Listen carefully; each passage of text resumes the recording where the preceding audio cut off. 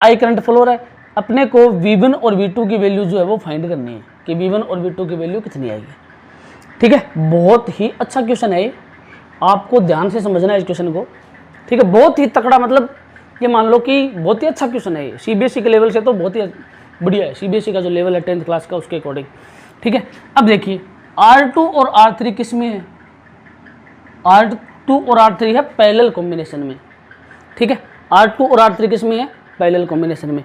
और parallel combination का अपने को पता है कि V जो है वो सेम होता है। ठीक है, थर्ड लेक्चर में मैंने आपको बताया था कि पैरेलल कॉम्बिनेशन में जो पोटेंशियल है वो सेम होता है। इसका मतलब R2 पे जितना पोटेंशियल है उतना ही R3 पे होगा, और R3 पे जितना है उतना ही R2 पे होगा। ठीक है, तो R2 पे पोटेंशियल कितना हो जाएगा, 4 वोल्ट।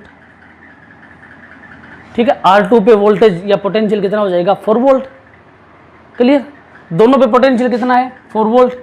अब अगर अपन R2 और R3 का कॉम्बिनेशन करें, R2 और R3 का पैरेलल कॉम्बिनेशन करके इसको सोल्व करें, तो भी इनके पैरेलल कॉम्बिनेशन के ऊपर टोटल पोटेंशियल कितना रहेगा, 4 वोल्ट।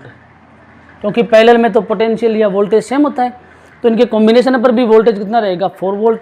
चलो, अब R1 और इन दोनों का कॉम्बिनेशन, R1 और इन दोनों के कॉम्बिनेशन से जो रेजिस्टेंस मिला वो दोनों हो गए सीरीज में, मतलब इनका पैरेलल कॉम्बिनेशन और R1 ये दोनों हो गए सीरीज में।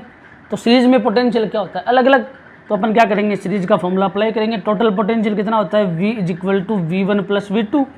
सीरीज कॉम्बिनेशन में V की वैल्यू कितनी है, 10 volt. 10 is equal to V1 की वैल्यू V1 प्लस V2, मतलब इसके ऊपर कितना वोल्टेज है, टोटल 4 है तो 4। तो V1 की वैल्यू कितनी आ गई, 10 - 4 is equal to 6 volt. V1 की वैल्यू कितनी आ गई, 10